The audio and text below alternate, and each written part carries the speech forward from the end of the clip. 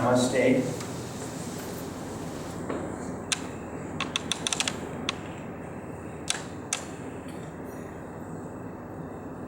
Whenever we have a reading before the talk, and the reading says pretty much everything that needs to be said, it's a little awkward.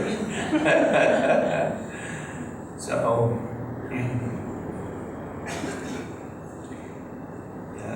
Swamiji had a reading many years ago from the Book of Brigu. And the Book of Brigu was these scrolls that had been written probably in the last descending Dwapara Yuga sometime. Sharing maybe even earlier than that, further in the past, I'm not sure about that. And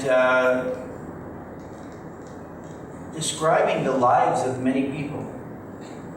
And when he had this reading, it described so many details about his life that the fellow couldn't possibly have known. It couldn't be fake. Nobody could have done that and stuck it in the back and acted like, they had just made this thing up, looked him up on the internet didn't exist then. It'd be easier to cheat now on the internet with people revealing so many things about their lives. So it makes you wonder, how could Brigu know this stuff? And we think about God made the creation, we're parts of the creation. It's all God's will. And we really feel like there's nothing we can do about it. I mean, if it's already written what's going to happen, it's going to get to that somehow. So all we have to do is sit up on the couch and put your feet up and eat chips. But that doesn't work. The problem with that, the problem with looking at life and saying it's all God's will, it's all going to work out, or it's not, it's my karma, there's nothing I can do about it, is that simply doesn't work. If you sit on the couch for long enough, you will make yourself get up. You say, I can't stand this anymore. You say, well, God made me say I can't stand this anymore. And you become confused as to who is doing what when. And you begin to think, when you cross the street, it's already ordained whether I'm living or dying, so you just walk. You don't have to look. But the practical truth is that if you don't look, you're much more likely to die. You still might die even looking, but there's a greater chance that you're going to succeed if you look. And Kriyanandaji did this really fantastic experiment. When I know many of you know this story, but he was giving a discourse in America, and he thought, well, if God is the doer, then let God speak through me. So he stopped speaking, and he stood there for 2 minutes. Can you imagine for 2 minutes? I mean, he said his friends thought that he'd frozen from nervousness. But he was doing this experiment, saying, well, if God is the doer, then go ahead, do. And nothing happened. So he figured from that, he says, I have to enter into this process consciously. I have to consciously participate.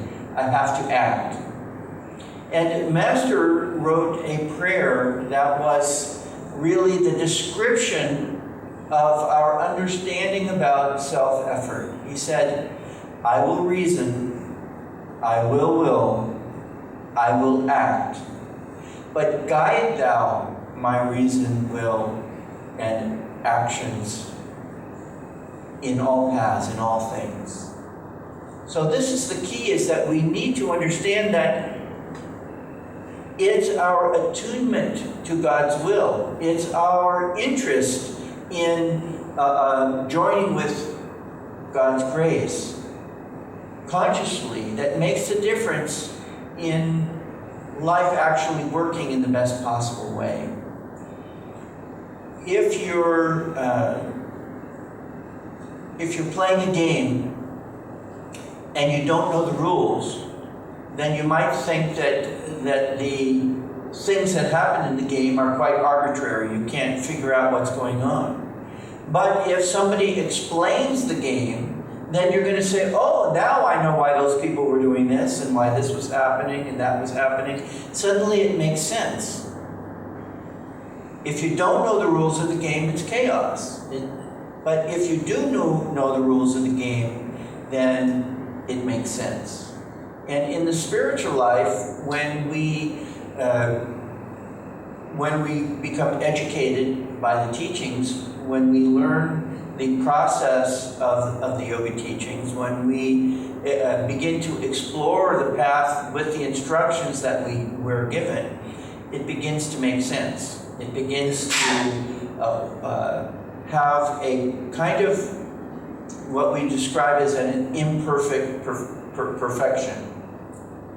Because life just doesn't make sense until you find the center.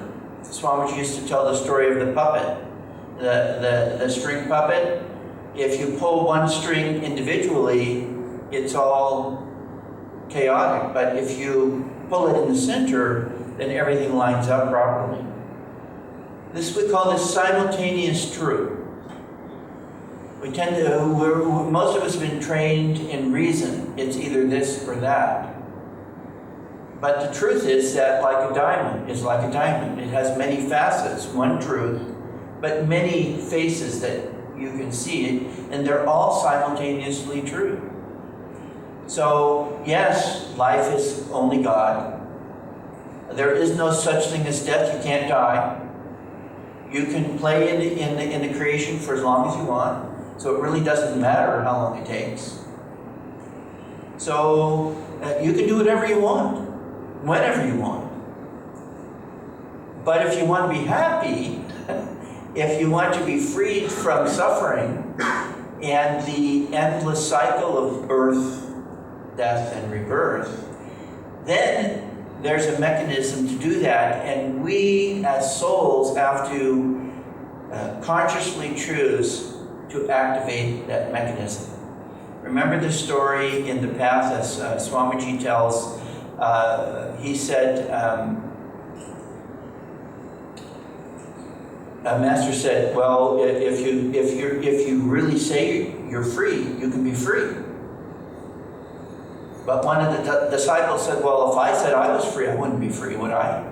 And master said, well, you answered your own question, because you believed you wouldn't be free. According to the rules of the game, we can be free right here, right now. Master said that it takes 7 years to create a habit, but he also said that you can create a habit in a moment.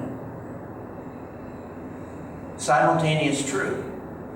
If you take the ox cart route, it'll take 7 years of doing the same thing over and over again, on average, to create a habit. But if you put that same amount of energy into one thought, into one moment, into one powerful act of will, you can do it right then and there. So Master was saying, if you're fully present, if you're fully active in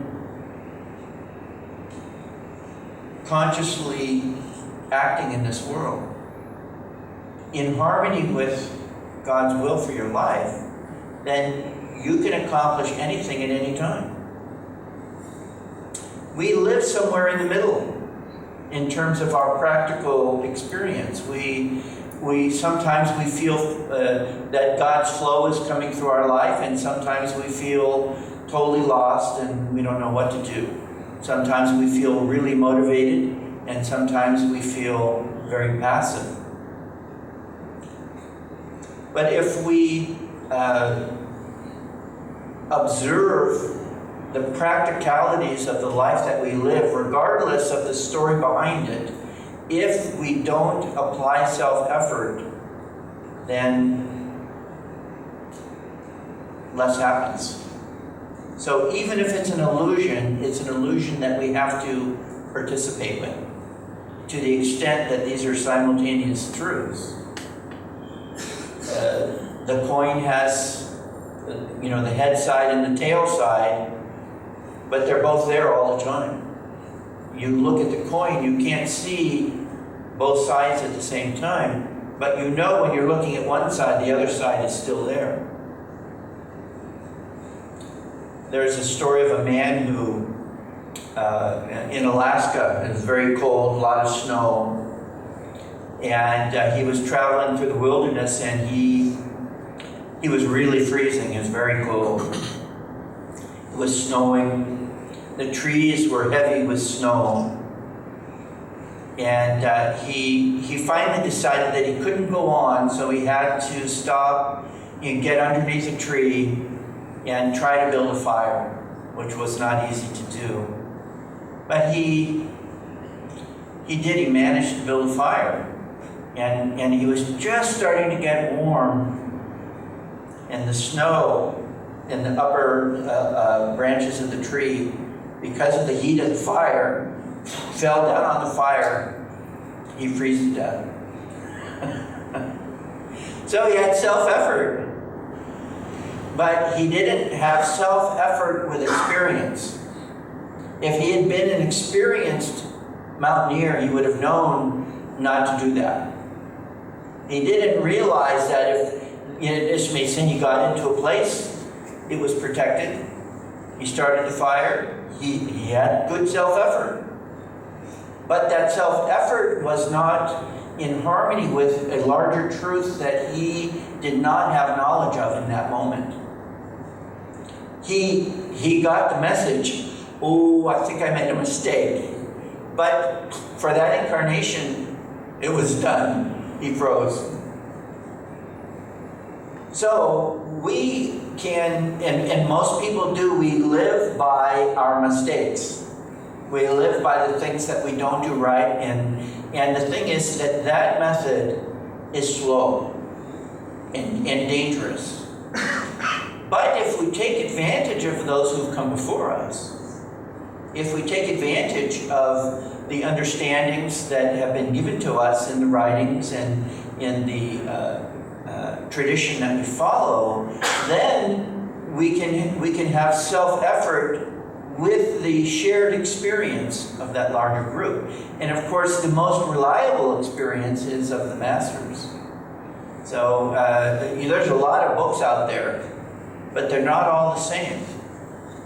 Some books are written by people who have very limited understanding. The whole range from outright lies to very high truths. And the key is that we have to tune into those that are the highest truths that are, well, according to our ability to, and to a certain degree, that's karma. We're drawn to things according to the consciousness that we have in our energy momentum from the past. So it's important for us to realize that these are both happening at the same time, but we can learn from those who have gone before us. And Master made it very clear that the spiritual life is a conscious act of will. We have to consciously participate. God is not going to if we sit on the couch and through, who knows how many incarnations and what couches look like in other incarnations, we don't know. But every lifetime you get to the couch and you just sit there. And then after you've sat on the couch for 100 million incarnations, finally God will go, oh, okay, he's cooked. Ding! And you're fully baked, you're a saint, and you're free. It doesn't happen like that. So we have to And the thing is, as Krishna says in the Gita, inaction is simply not possible because the attempt not to act is an act. So everything that we do is an act, but an act meaning we're activating energy flow. But that energy flow can go in a negative direction or a positive direction, a contracting, limiting, suffering direction, or an expanding, freeing, joyful direction. We have to consciously choose. This is self-effort. And we struggle with this. Okay, it's time to meditate. I'm hungry, I should meditate. There's a TV show on, I should meditate. All of the things, my friends want to take me out to the movies, I should meditate. And we struggle with this and we make choices. And we need to recognize that we are ultimately, whether in the larger picture or not, whether it's as true as we think it is, as a practical matter, we are responsible for the direction that our lives take. We've been responsible for it in the past, and we're reaping karma from those actions. And our future is dependent on how we continue to transform the energy that flows through our lives from now. And the incredible thing is that you can imagine many different lifetimes. So let's say you get 2 points for each lifetime towards, I don't know how much freedom is, how many points you need to get free, but a lot. So you get 2 plus 2 plus 2 plus 2. But some incarnations you get -2 because you went in the other direction. And the thing is that in some incarnations you can get +4. You can get more than 2 because you've done extra. Kriya is the X factor. We really don't know how many Kriyas you're going to need to do. But Master said that if you practice Kriya properly, you can achieve freedom in this lifetime. That's an incredible statement. Now, we often talk about the Kriya Yoga lifestyle, and it's true, you can't just do Kriya. There was a fellow who, at the ashram when Master was still in the body, and he did lots of Kriyas and was having all kinds of experiences, and later he fell off the path. Because he was activating self-effort, but not in attunement to the Master. He was basically saying, I've got the tools, I don't need any more guidance. I'm just going to work the tools and go off. And because he was so caught up in his own self-effort, he lost attunement and fell away from the path. So this self-effort has got to be in attunement with God, in attunement with the Guru. And one of the most effective ways to stay motivated for self-effort and to stay in tune is the very thing that we're doing here today. When we come together as a Sangha, when we spend time together, we are influencing each other in the best possible way. And through our group effort, we are increasing the magnetic attraction from the universal forces that are seeking to help us. This is why Master and Swamiji emphasized so much spiritual community. And those of us who have lived in that group setting, we realize that, well, you know how nice it is to come to the temple and to have activities together. But you imagine living in that, in the environment that supports that all the time.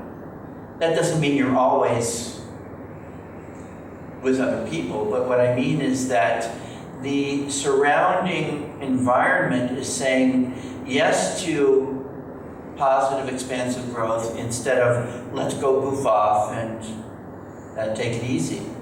But then you're still challenged. Even in that positive group environment, you're saying, well, I'm going to raise my game, I'm going to raise my effort.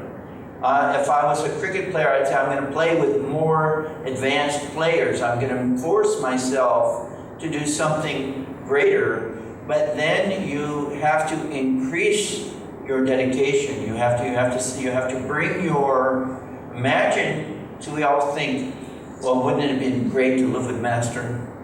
And think about it for a moment. Living with a being right in front of you that knows every thought, and then that person is in your face every day, and is total. I mean, God knows our ups and downs, but we don't. We can psychologically not look God in the face every day. But when you're with someone like that, it's incredibly challenging. Swamiji was very challenging to be around. Not that he was hard, but that he was just so energetic. He was so accomplished. You really had to raise yourself up to that. And we have to choose how high we want to raise ourselves. Where do you want to put yourself in this life? When I was a young man, I used to surf, surfed waves, and I went to Hawaii. At the time, that was the place in the world where you could surf the biggest waves. And I, over a period of time, began to attempt to ride waves that were bigger and bigger and bigger. And the thing about big waves is that they're scary. They're really scary. You get out there and this mountain of water is basically saying, I want to drown you. And you're saying, I don't want you to drown me. But the thing is, why are you even out there? Why was I out there? Because I made an incredible effort to be there. I wanted to go where I was scared. It doesn't make any kind of sense. But man, if you just ride one wave like that, then suddenly it makes sense. Suddenly it's all worth it. Years of effort just to get one ride. I can remember the biggest wave I ever rode. I wiped out. My board was swept out to sea. I never saw it again. Oh, it was a great day. Really a great day. It's really... But I gave that up because even that great day did not equal the great day of God presence. The guys who live to surf, they have great days, and then most of the days they're thinking about the great days. They're wishing they had another great day. They are complaining about the fact that this is not a great day. They only live for those great days. Since that time, through God's grace, I've learned every day is a great day because it's in here. And it takes that conscious choice as to what do you want to live for? Outward success or inward success? And the recognition that through inward success, every outward success that you need will come to you. Where if you live only for outward success, you may or may not find that success, but you also won't find well-being to the extent that we can. So we have to consciously say, I want this. Lord, I want to know thee. In the Bible it says, seek and ye shall find. It doesn't say, sit at home and one day something good will happen. It says, knock and the door will be opened and you can enter. It doesn't say, stand out in front of the door and wait. When we sit to meditate, we have to knock. This is the techniques. This is our prayer. The doorbell is, Lord, please come. But it's interesting, Master said that we should pray with the consciousness that God is present. It's funny we say, oh, I'm seeking God. But where are we seeking to? God is present. God cannot be here. So it's changing our consciousness. We have to consciously practice, yes, Lord, you're here. Okay. And then what happens is you begin to perceive more and more of that reality. But you have to ask for it, you have to want it. And people who come onto the path early in this life, they've wanted it in previous lives. They've worked up to that. So you say, well, it was easy for them. Well, it was easy for Master. But he didn't give the example of easy to us. He didn't say, look, I was born free, so I can put my feet up, it doesn't matter. He was intensely active, inwardly and outwardly. And this is really the message. We must act. We must make effort. Ask God to power our efforts. I will reason, I will act, but guide thou my reason, will, and activity to the right path in all things. It's a simultaneous truth. It's God's grace and self-effort. They go side by side. It won't happen unless we want it to happen. But even once we want it to happen, we have to be detached and patient. And when we say, Lord, please come to me, we also have to say, Lord, you're here already. Simultaneous truth. We live in this show of light and shade. Yeah, they're both happening at the same time. So we have been called to surrender our hearts to God. We've also been called to activate our will. Lord, I want to know you now. And I won't turn away until you come.